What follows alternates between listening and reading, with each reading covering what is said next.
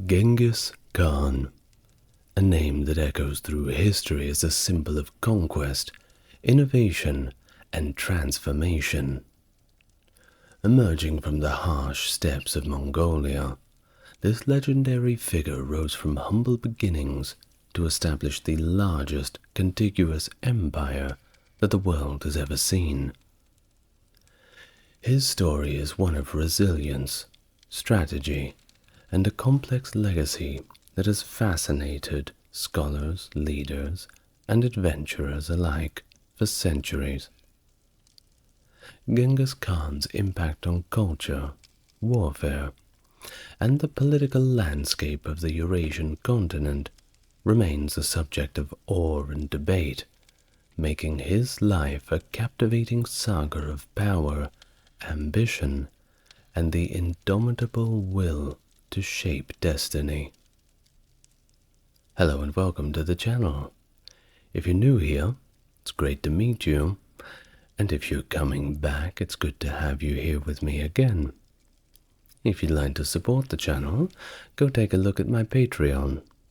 Otherwise, like, comment, and subscribe if you feel inclined to do so. Now, without further ado, let's get on to our topic for today. A complete biography of Genghis Khan, also known as Temujin. The exact year of Temujin's birth remains a subject of debate, with proposed dates likely including 1155, 1162, and perhaps 1167. Some sources link his birth to the year of the pig of the Chinese calendar, making it potentially 1155 or 1167, being that they're 12 years apart. Notably, the accounts of Zhao Hong and Rashid al-Din support 1155, while other authoritative texts such as the History of the Yuan and the Shengwu Qi argue for 1162. Another preference for 1167, based on a lesser-known source, aligns more closely with the events of Genghis Khan's life, suggesting an early birth year may misrepresent his age at pivotal moments. Now, despite this, we generally arrive to the date of 1162 as the widely accepted date of his birth, although it is recognized that Temujin himself may not have known his exact birth date. His birthplace is also debated, with the secret history specifying Delun Boldog near the Onon River, but interpretations vary between Dadal in the Khenti province and southern Agin Buryat Okrug in Russia. Temujin was born into the Borjigin clan to Yesugei, their chieftain claiming descent from the legendary Bodonchar Munkag, and his principal wife, Ho Elun, from the Olkonud clan, whom Yesugei had taken from her Merkit fiancé. The origin of Temujin's name is also disputed. Early traditions suggest it was in honor of a Tatar captive, symbolizing his father's victory, while later interpretations link it to the word Temur, meaning iron, possibly with the implication of the word blacksmith. Myths about his birth include him holding a blood clot, signifying a future warrior status. Also tales of a divine light, signifying his destined greatness. Yesugei and Ho Elun had 4 more children, and Temujin actually had 2 half-brothers from Yesugei's second wife. At 8 years old, Temujin was betrothed to Borte of the Ongirat tribe, a strategic alliance for Yasuge. The agreement required Temujin to live with Borte's family, a common practice at the time to solidify such unions. Tragically, on his return journey, Yasuge was poisoned by Tatars, managing to return home only to die shortly after. His final wish was for a trusted retainer to bring Temujin back from the Ongirat, marking a beginning of tumultuous but remarkable life that would eventually lead to the rise of the great Khan. The death of Yasuge fractured the unity among the Borjigin, Tayuchiud, and other associated clans, leaving the family vulnerable in the wake of his passing. With Temujin merely a boy of about 10, and his brother Bechter slightly older, neither were deemed fit to lead. Consequently, the Tayuchiud quickly distanced themselves, sidelining Hoelun and her children from crucial ancestor worship ceremonies that followed Yasuge's death. Now, despite Hoelun's pleas for unity, appealing to the clan's sense of honor, the family found themselves completely abandoned, a narrative confirmed by most historical accounts, though some suggest Yasuge's brothers may have initially supported the widow. This abandonment forced Hoelun and her children into a rather precarious existence, reliant on foraging and hunting for survival. The tension within the family escalated as Temujin and Better grew, each with potential claim to Yasuge's legacy. Better's seniority and the possibility of his levirate marriage to Hoelun put him at odds with Temujin. This rivalry culminated in Temujin and his brother Kasar taking the drastic step of murdering Bechter, a decisive act that went quite against social norms and was notably absent from the official chronicles, though it was detailed in the secret histories. Now, during these naturally tumultuous times, Temujin formed a significant bond with Jamuka, a peer of noble birth, marked by the traditional Mongol blood oath indicating the beginning of enduring alliances that would shape his future. The absence of allies to Temujin's capture by adversaries. Yet his charismatic nature facilitated not only his escape, but also the forging of new bonds, like that with Bo or Chu, who would become a loyal companion. These early experiences, detailed in the secret history, underscored Temujin's emerging leadership qualities and personal charisma that would eventually become legendary as he rose to become Genghis Khan. Moving on now, at the age of 15, upon reaching adulthood, Temujin returned to marry Borte, the daughter of Dei Serchen. This reunion was warmly received, marking the beginning of their life together with generous gifts, including a sable cloak from Dei Serchen's wife Khotan to Temujin's mother Hoelun. With the aspiration of securing a powerful ally, Temujin sought the patronage of Togrul, the Khan of the Keryat tribe and a former ally to his father. Togrul, ruling over a vast domain in central Mongolia, and wary of his own followers' loyalty, was persuaded by the gesture of the sable cloak, and offered Temujin his protection. This alliance enabled Temujin to start building his own network of followers, including notable figures like Jelmay. During this period, both Temujin and Borte welcomed their first child, a daughter named Jin.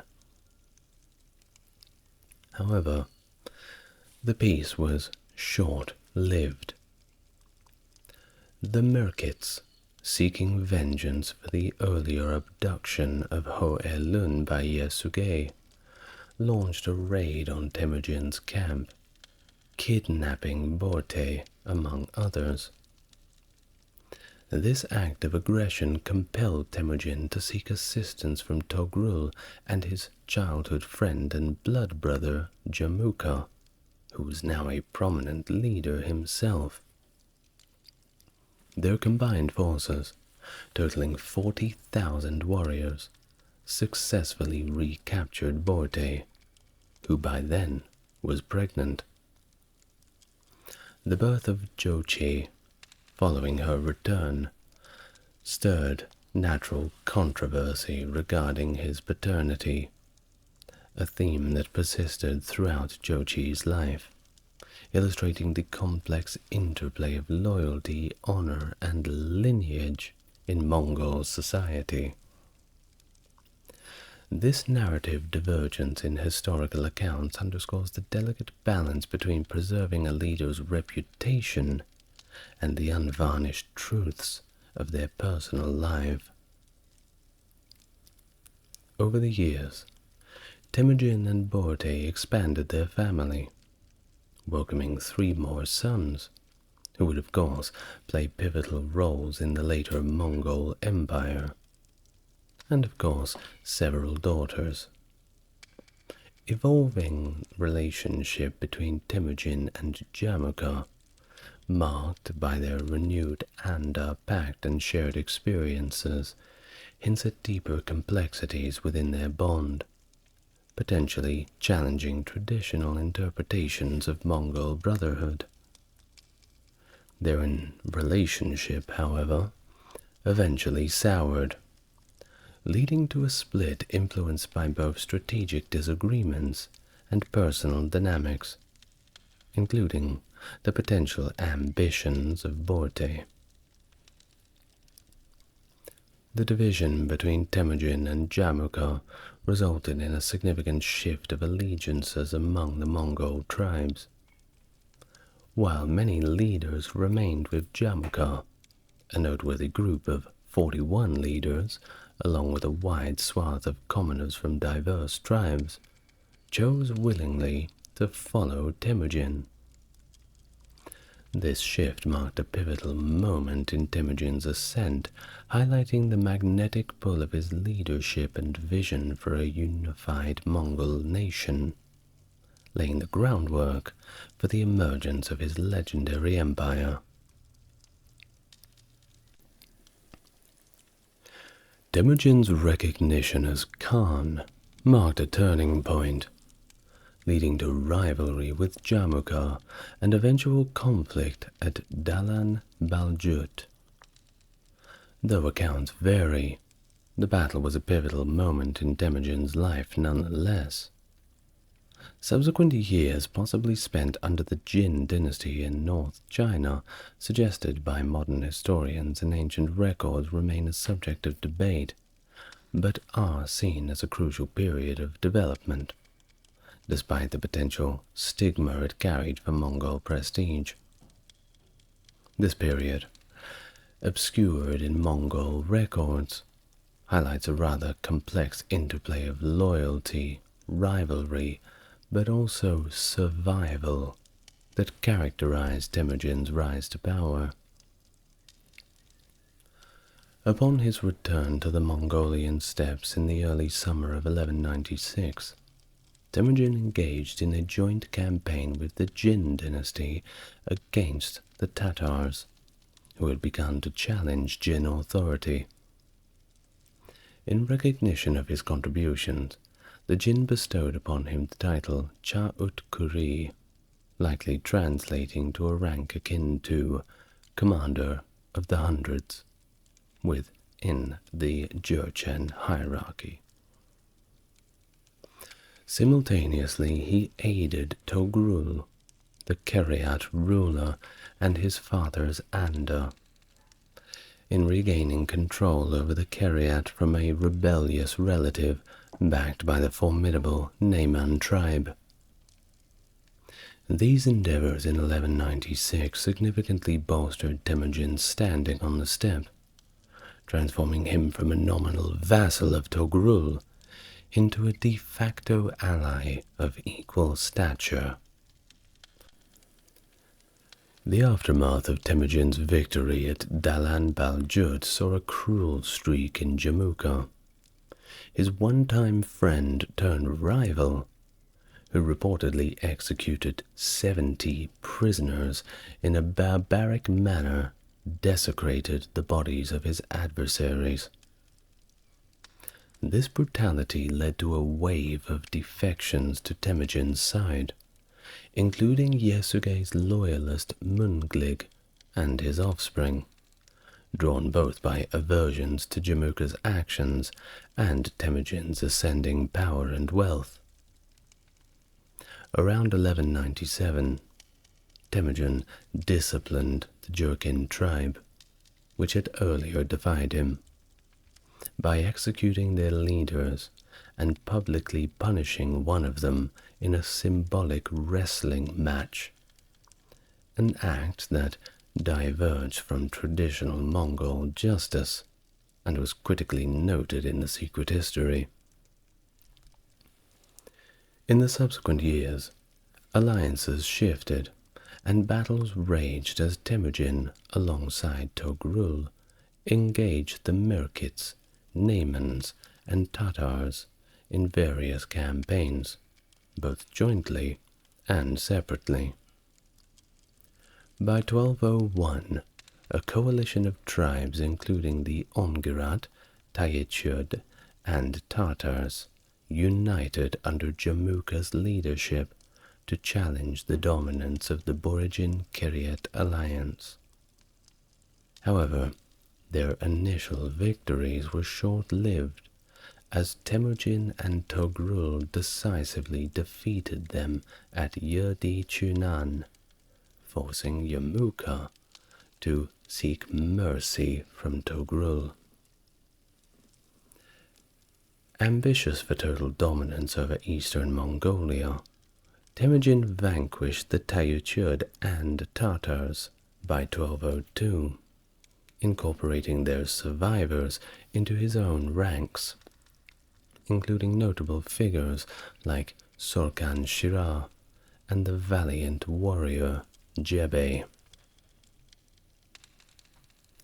The defeat of the Tatars redefined the political dynamic of the steppe, leaving the Naymans, Mongols, and Keryat as the principal forces.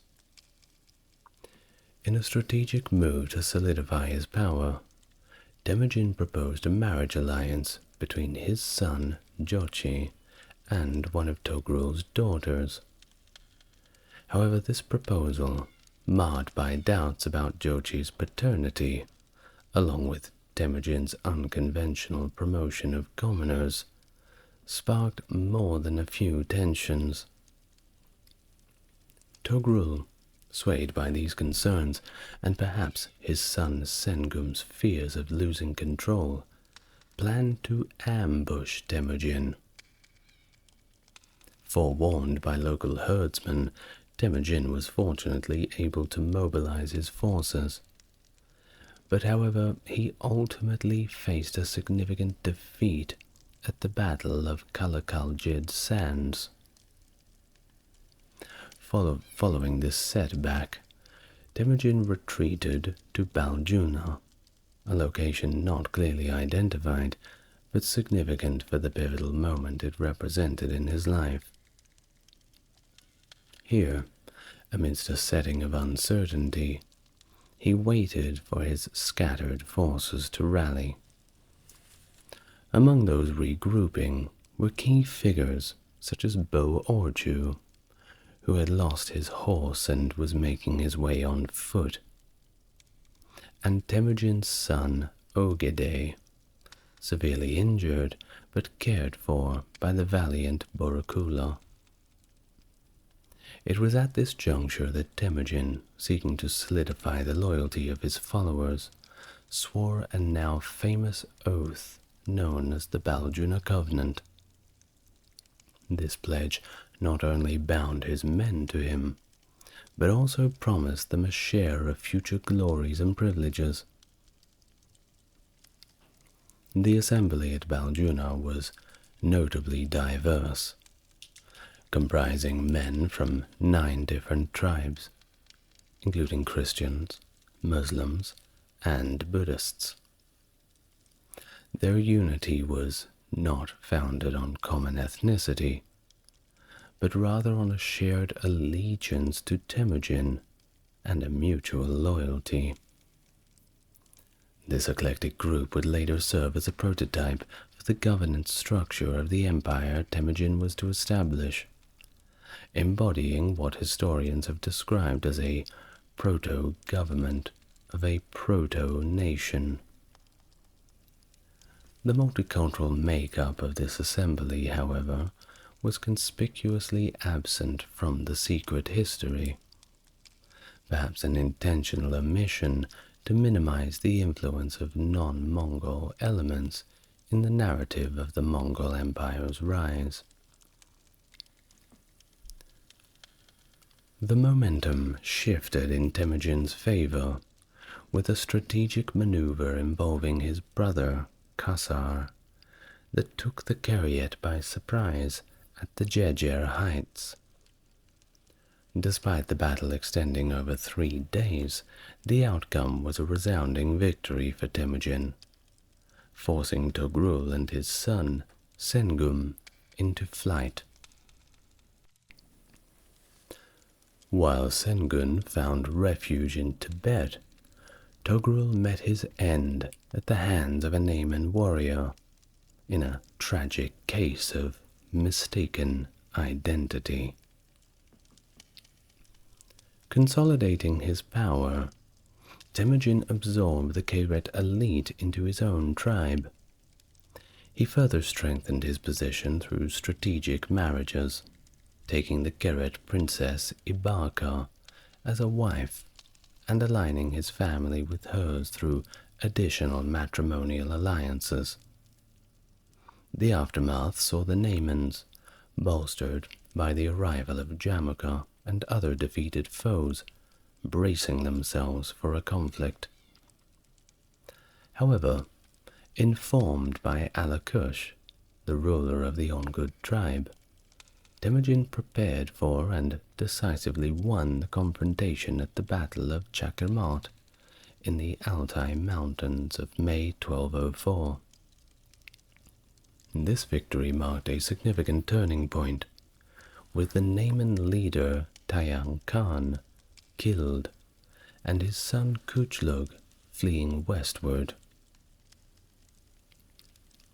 The year concluded with the subjugation of the Merkits and the betrayal of Jamuka, who, facing defeat, urged Temujin to grant him an honorable death, a request that starkly contrasts with other accounts of his demise. In 1206, a significant gathering by the source of the Onon River, Temujin emerged as the undisputed leader of the steppes and officially adopted the title Genghis Khan, a designation whose origins and implications have sparked much debate among scholars. Some argue that the title was devoid of any intrinsic meaning, representing a departure from traditional titles such as Gur Khan, which had been previously associated with his rival, Jamuka. Others interpret Genghis as embodying qualities of strength, righteousness, or firmness. A third line of thought links the title of the Turkic word order for ocean, suggesting a metaphorical meaning of universal ruler, given the ocean's symbolic encapsulation of the world. Now with authority over 1 million people, Genghis Khan initiated a transformative social revolution, addressing the inadequacies of the tribal system that had hindered the establishment of a cohesive state. He set about dismantling the power structures of tribal affiliations, replacing them with a system that demanded unwavering loyalty to the Khan and his family. This reorganization was facilitated by the elimination of many traditional tribal leaders, allowing Genghis to elevate his family to the pinnacle of a new social hierarchy. This elite group, known as the Golden Family or White Bone, was distinguished from the Black Bone, which comprised of the nobility of previous regime and significant new families. Genghis Khan fundamentally restructured Mongol society using a military decimal system to obliterate tribal loyalties. This system conscripted all men aged 15 to 70 into military units of thousands, which were further divided into smaller units, ensuring that military and societal organization were intertwined. By dispersing warriors from conquered tribes across various units, Genghis diluted their old tribal identities, fostering allegiance to the state and its meritorious leaders. This kind of restructuring proved so effective that it prevented the empire's fragmentation along tribal lines, even long after its division, with Genghis's descendants maintaining power in some regions well into the 1700s.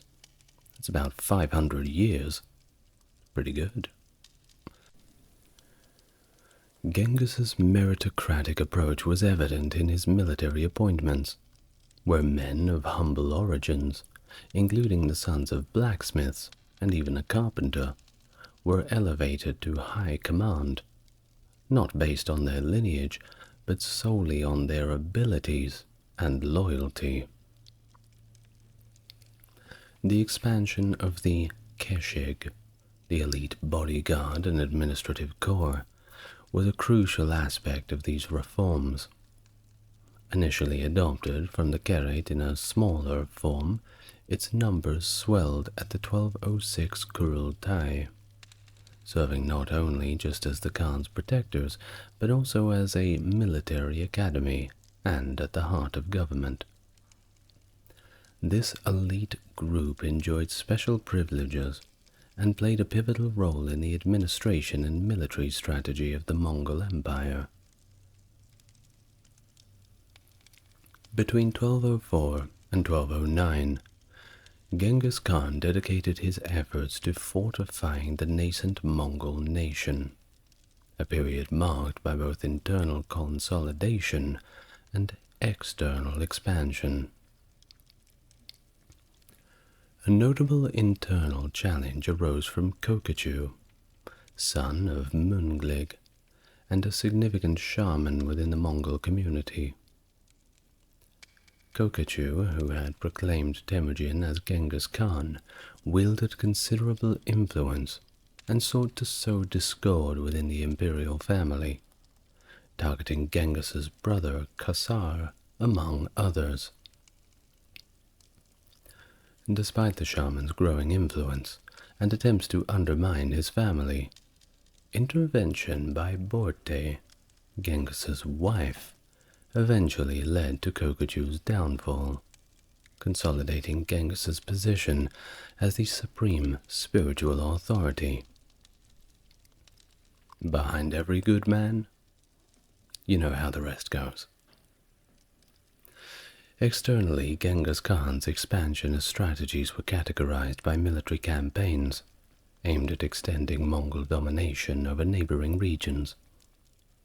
In 1207, Jochi was dispatched northward to bring the Hoi Yin Irgen tribes under Mongol control, thereby securing valuable resources and strategic alliances.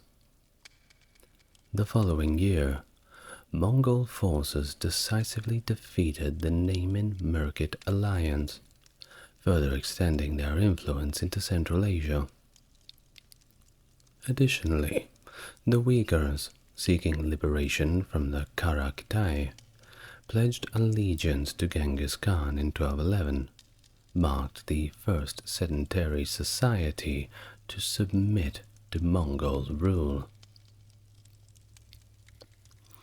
The Mongols also initiated raids into the Western Shah Kingdom in 1205, driven by a combination of strategic retaliation, economic needs, and the desire to subjugate a potential threat.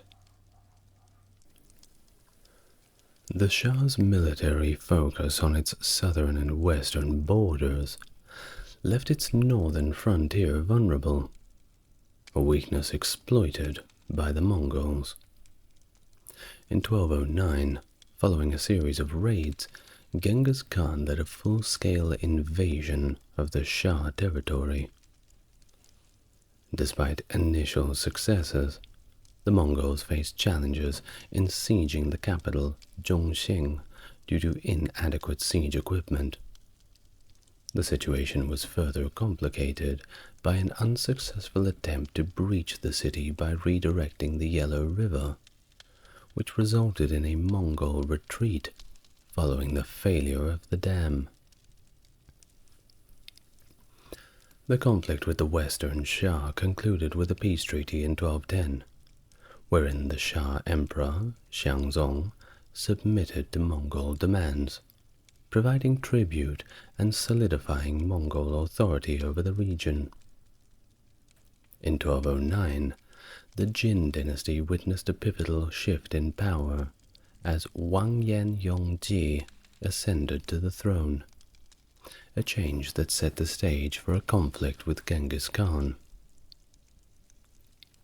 Genghis, who harbored a deep dislike for Yongji stemming from the latter's tenure on the steppe frontier, outright rejected the demand for tribute in 1210, choosing defiance over submission, a decision that propelled the Mongol Empire into war with the Jin Dynasty.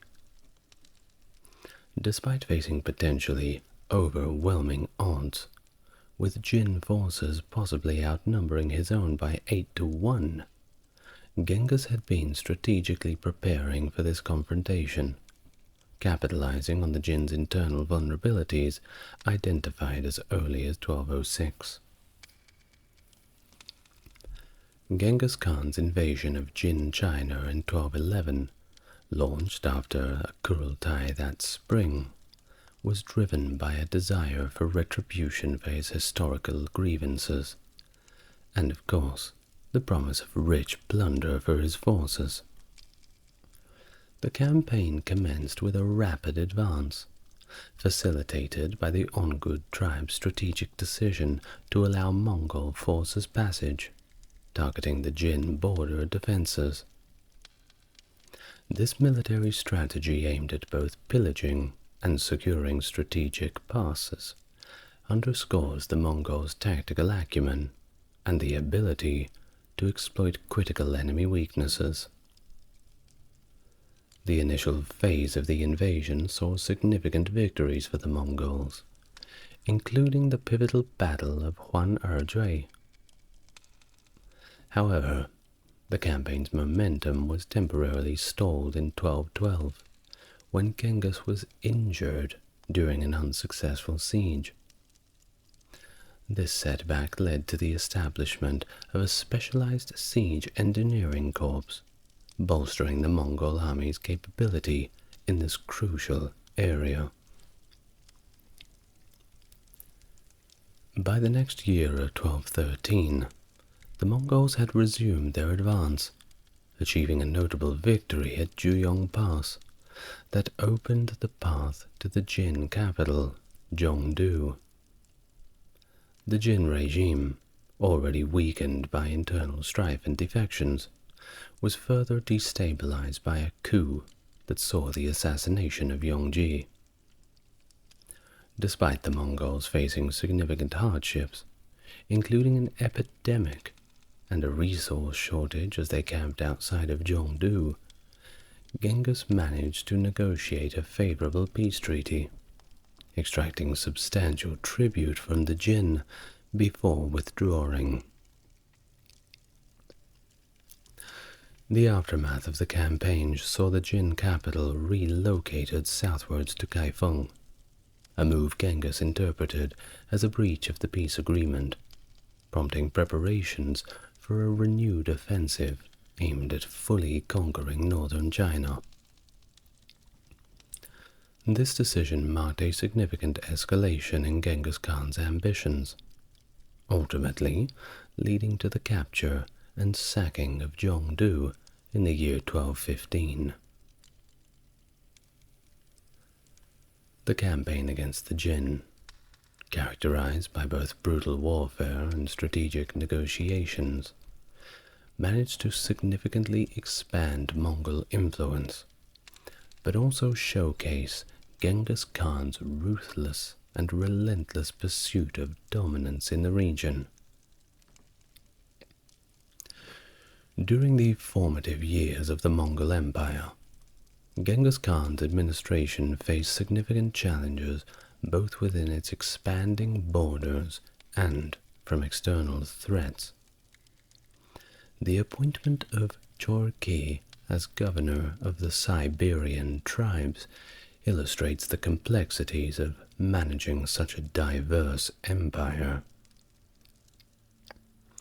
Chorki's government, marked by personal excesses rather than administrative acumen, led to rebellion and the subsequent killing of Borakul, a valued leader among Genghis's ranks. This incident underscored the delicate balance required in empire building, where loyalty and effective governance were sometimes a lot more important than just firing your bow from the back of a horse. Genghis's response, initially inclined toward direct retribution, instead shifted towards a strategic deployment of forces under Jochi, demonstrating a pragmatic approach to crisis management and the restoration of control over crucial territories. The situation with Kuchlug in Central Asia further exemplifies the Mongol Empire's external challenges. Kuchlug, after having seized power in the Karakitai dynasty, presented a distinct threat through his oppressive rule and forced religious conversions, alienating the local Islamic population. The Mongol intervention, led by Jebe, capitalized on the Mongols' policy of religious tolerance, a strategic move that facilitated the undermining of Kuchlug's authority and secured the allegiance of the local elite. Kuchlug's capture and execution not only neutralized a potential threat, but also reinforced the Mongol Empire's commitment to religious tolerance as a cornerstone of its governance, enhancing its reputation and consolidating its control over the newly acquired territories. Genghis Khan's conquest had significantly expanded the Mongol Empire, establishing control over the eastern segments of the Silk Road and bringing him all the way to the borders of the Khwarezmian Empire, a formidable state that at the time dominated Central Asia, Persia, and Afghanistan. The stage was set for another inevitable clash, precipitated by a deadly misunderstanding and a series of aggressive actions. In 1218, a Mongol caravan, endorsed by many from the Mongol elite and carrying a wealth of goods, ventured into Khwarezmia, aiming to revive the lucrative trade disrupted under Kuchlo's rule. The Khwarezmian response, fueled by suspicion and perhaps paranoia about Genghis's expanding influence, was swift and brutal.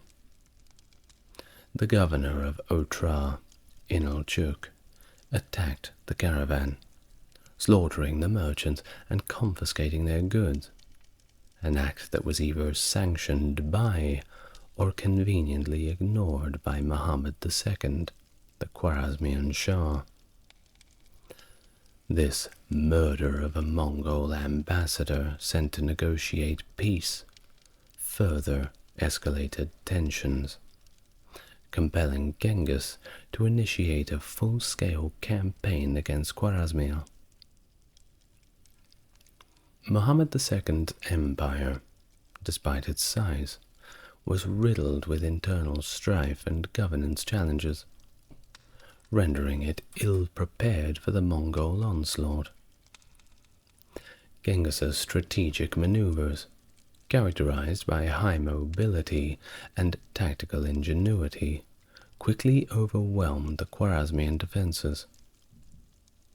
The siege of Otrar and the subsequent execution of Inalchuk marked the beginning of a relentless campaign that saw key cities like Bukhara and Samarkand fall to the Mongols one by one. Muhammad's flight and the eventual death on a Caspian island epitomized the collapse of Khwarezmian resistance. The campaign's brutality was, of course, not confined just to battlefield victories. Genghis's forces, under command of his sons and generals, conducted sieges and raids that decimated entire cities, notably in the regions of Khorasan. Cities like Nishapur, Merv, and Herat were systematically destroyed, their populations slaughtered or dispersed, cementing Genghis Khan's reputation as a fearsome conqueror, whose campaigns reshaped the demographic landscapes of the regions that he subdued. This period of conquest not only expanded the Mongol Empire's territory, but also demonstrated Genghis Khan's military genius and his ruthless approach to warfare and governance. The impact of these campaigns on the populations of the conquered regions was profound, with contemporary and later historians recording staggering tolls of destruction and death, figures that, while possibly exaggerated, do still underscore the catastrophic human cost of Mongol expansions. In 1221, Genghis Khan made a strategic decision to halt his Central Asian conquests. This pause was influenced by the challenges of the South Asian climate, which proved incompatible with the Mongol army's operational efficiency, and also unfavorable omens. Despite initial victories and suppression of rebellions in Khorasan, Genghis wisely chose to avoid overextension, establishing the Amu Darya River as the new frontier of his empire. This move underscored his strategic foresight in maintaining the stability of Mongol control over vast territories. During this period, Genghis Khan laid the groundwork for the administrative management of newly conquered regions. The establishment of darugachi and Baskak positions was crucial in stabilizing these areas, ensuring a return to normalcy and effective governance under Mongol oversight. Additionally, Genghis's encounter with the Taoist patriarch Changchun highlighted his interest in diverse religious teachings and his willingness to grant privileges to religious leaders, which had implications for the religious dynamics within the empire. The shift in focus towards the Western Shah stemmed from their lack of support and perceived insubordination during critical campaigns.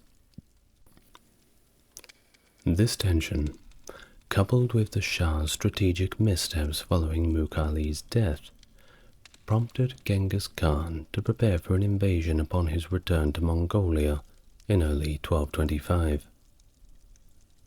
The campaign against the Western Shah, launched in 1226, was marked by methodical advances and the strategic sacking of cities along the Gansu corridor, showcasing the Mongols' military prowess and determination to subdue resistance.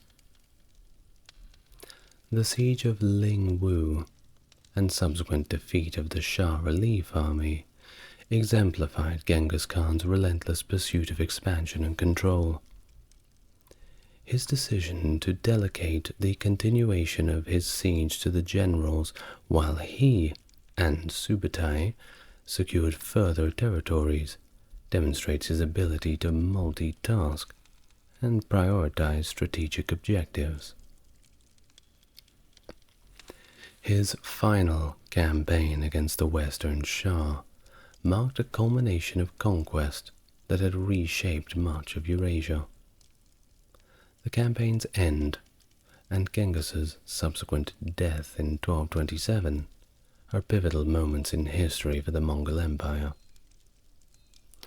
Despite suffering from injuries and illness speculatively caused by a fall, malaria, typhus, bubonic plague, or even a wound from battle, Genghis Khan's determination remained unyielding. He persisted in the siege of Zhongxing, driven by personal vendetta and the strategic importance of Shah territory. His death, shrouded in secrecy to maintain momentum for the Mongol forces, led to the eventual fall and brutal sacking of Zhongxing, erasing the Shah from the historical landscape in an act that is described as ethnocide. Now, regarding his death, it's fueled various legends and theories. Some historians, like Rashid al-Din, and the texts such as History of Yuan, suggest that Genghis Khan suffered from an illness in the months leading up to his death, with possibilities ranging from malaria, typhus, to bubonic plague, and these diseases were not uncommon in the regions where Genghis campaigned, and their severe, often rapid progression could align with the accounts of his health following the hunting accident. Marco Polo, writing several decades after Genghis Khan's death, offers a different narrative, proposing that the Mongol leader was wounded by an arrow during one of his sieges. Now, this account, while dramatic, is considered less reliable due to the temporal and geographical distance of Marco Polo from the events he describes. Another source, John of Plano Carpini, a Franciscan friar who traveled through the Mongol Empire in the mid-13th century, provides yet another explanation, suggesting that Genghis Khan was struck by lightning, an account that, while sensational, certainly reflects the mystical aura that surrounds Genghis Khan's life and death. Adding to the mixture of these is the historical conjecture of a popular legend involving Jin, purportedly the wife of a Shah emperor, who is said to have injured Genghis Khan fatally during a physical encounter with a hidden dagger. Certainly one way to catch a man off guard. This tale, which is likely apocryphal, illustrates a blend of personal vendetta and the almost supernatural invincibility attributed to Genghis Khan. Think about it. It's suggested that only through deceit and intimate betrayal could such a towering figure be vanished. But most people would say that he had fallen off a horse and eventually developed some other illnesses along with it, all of them compounding to make things a little bit too difficult to get through. The return of his body to Mongolia for burial in a secret location near Burkhan Khaldun, a place of spiritual significance to Genghis, underscores a deep connection between the Khan and his landscape. The sacred site, guarded and deemed off limits, became a symbol of reverence for the Mongol leader, further mystified by the elaborate funeral rites and sacrifices that accompanied Ogedai Khan's accession. His death, however, did not mark the end of the Mongol Empire's expansion, but rather a transition to a new phase under his successors. His legacy, characterized by unparalleled military successes, administrative innovations, and a complex blend of ruthlessness and strategic acumen, continued to influence the course of Eurasian history long after his demise. The Mongol Empire, at its zenith, represented the largest continuous land empire in history, a testament to Genghis Khan's vision and the enduring impact of his leadership. And with that, we get to the end of our video for today. Well, the second video of the day. I'm generally uploading 2 a day at the moment. Keeping this pace it's okay. I'd like to thank you for watching, and I'd like to give a big thank you to Stark Factory, my Mega Chad patron, for his contributions to keeping the channel going. If you would like to make a contribution, no pressure to do so, but if you are so inclined, follow the links to my Patreon. Otherwise, make sure you're good to yourself, good to everyone around you, and I will see you in the next video. Good night, everyone.